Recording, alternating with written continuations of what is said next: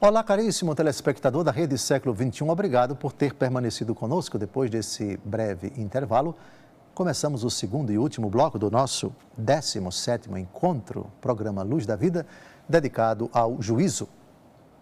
Juízo é um dos 4 novíssimos. Novíssimos são as últimas realidades que vão acontecer após a nossa aventura aqui na Terra: morte, juízo, inferno e paraíso. O programa Luz da Vida dedicou 29 edições ao mistério da morte e já estamos na 17ª edição sobre o juízo. No final do primeiro bloco, comentando Mateus 24, versículos de 43 a 44, a parábola do pai de família que deve vigiar para que a sua casa não seja arrombada pelo ladrão. O arremate desta parábola é: estai também vós preparados, porque o Filho do Homem virá numa hora em que menos pensardes. Terminamos o primeiro bloco dizendo que, com relação a esse dia, o dia em que seremos julgados, que vai ser o mesmo dia do nosso passamento, da nossa morte, não sabemos. Pode ser a qualquer momento. A frase de Jesus é contundente: o Filho do Homem virá numa hora em que menos pensardes. E isso se aplica ao juízo particular, pois todos compareceremos diante do tribunal de Cristo, individualmente, segundo aos Coríntios, capítulo 5, versículo 10. E se refere também ao juízo final, quando o Filho do Homem vier na glória, cercado dos seus anjos, para emitir a sentença final sobre toda a humanidade, dividida em 2 categorias: os eleitos à sua direita e os condenados à sua esquerda. Agora chegou o momento de explicar pai de família e ladrão que vem arrombar a casa. Quem é o pai de família e quem é esse ladrão? Obviamente que nosso Senhor Jesus Cristo não é ladrão de ninguém. Ele virá. Jesus Cristo não é ladrão. Mas o demônio é. E provo com as palavras do próprio Senhor e Salvador Jesus Cristo, João, capítulo 10, versículo 10. O ladrão não vem senão para furtar, matar e destruir. Jesus não furta ninguém. Jesus não mata ninguém. Jesus não destrói ninguém. Portanto, esse ladrão de Mateus 24, de 43 a 44, não é Jesus. Seria o fim da picada chamar Nosso Senhor de ladrão. Nosso Senhor não é ladrão de almas, não é ladrão da vontade de ninguém. Jesus nos convida educadamente a aceitá-lo. Ele não rouba. Roubar é se apropriar de algo, de alguém, contra a vontade dele. Jesus não se apropria de ninguém sem o consentimento dele. Portanto, esse ladrão não é Jesus. Como já vimos nas palavras de Jesus, que o ladrão, que é o demônio, vem para roubar a graça de Deus, vem para matar a vida do homem, fazendo com que ele cometa e perdure, permaneça em pecado mortal, ou pecados mortais, e destruir, arrasar em todos os sentidos a vida de uma pessoa: tormentos, sofrimentos, crueldades, aflições, perturbações, vícios, depravações, etc. E na outra vida, destruí-la completamente, levando a alma das pessoas para o inferno.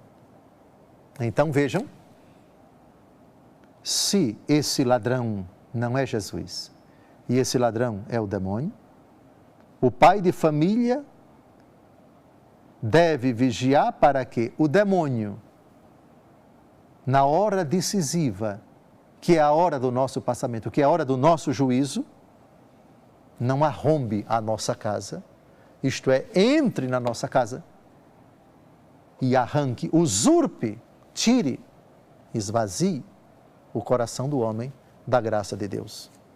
E isso acontece com o pecado mortal.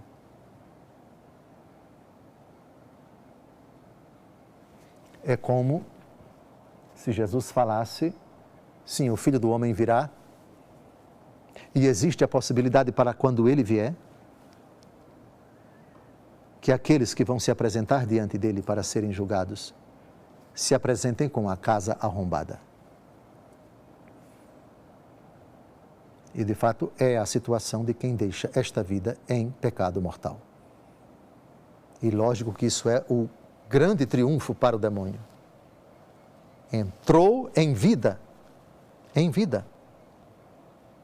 no íntimo da vida daquela pessoa e fez uma faxina, botou para fora graça, bondade, méritos, com um pecado mortal.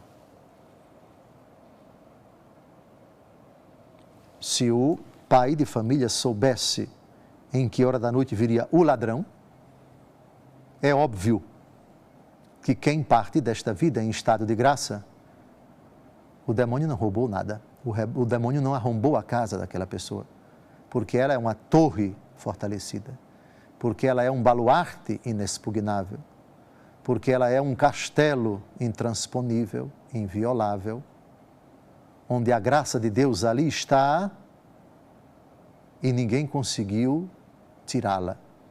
O demônio tentou, mas não conseguiu, porque aquele coração pertenceu a Deus, perseverou na graça de Deus até ao fim. Eu espero que tenha ficado claro essa questão do pai de família, do ladrão, do patrimônio que pode ser arrombado, para que ninguém conclua que esse ladrão é Jesus. O ladrão é sorrateiro, Jesus não é. O ladrão é covarde, Jesus não é. O ladrão realiza o mal, causa danos no patrimônio de uma pessoa. Jesus não causa mal nenhum na nossa vida. Jesus não pratica o mal contra ninguém. O ladrão se apropria do que é dos outros sem o consentimento dos outros. Jesus não faz isso. Então, essa figura sombria que aparece aqui, esse ladrão que arromba a casa, não é nosso Senhor. É João, capítulo 10, versículo 10, e Jesus, em João 10, 10, está falando do demônio, o inimigo, vem para roubar, matar e destruir. Então, esse texto é um texto que faz uma relação entre juízo e ação do demônio. Morreu na graça de Deus. Ou melhor, antes, viveu, permaneceu e assim se encontrou até o derradeiro instante na graça de Deus, esse pai de família. Fique tranquilo que o ladrão não rouba, o ladrão não entra. Aliás, se existe alguém que já entrou, por falar em entrar, Apocalipse capítulo 3, versículo 20. Eis que estou à porta e bato. Se alguém abrir, entrarei e cearemos juntos, eu com ele e ele comigo.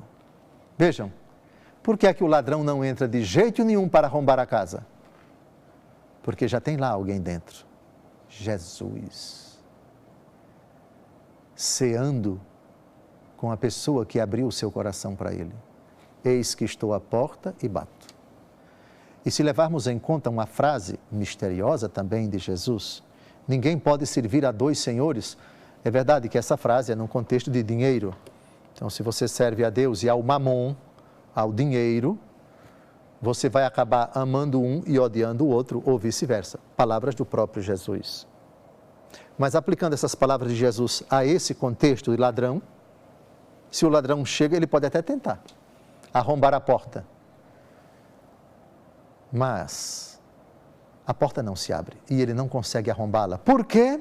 Porque antes, aquele pai de família, dócil ao convite de Jesus em Apocalipse 3:20, eis que estou à porta e bato. Se alguém abrir, entrarei e cearemos juntos, eu com ele e ele comigo.